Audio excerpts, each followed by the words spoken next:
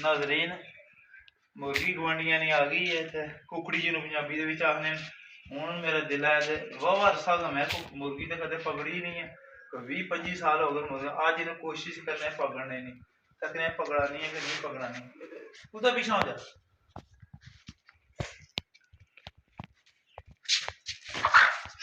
ए लो जी ए नाज़रीन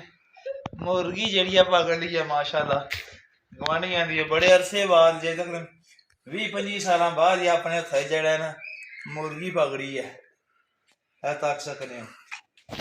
ये कल भी आई सी ए देखो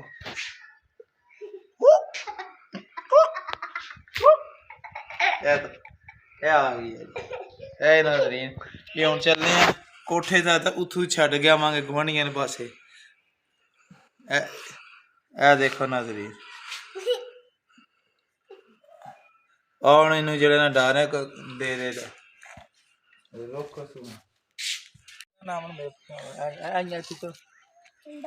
मैं ले छोड़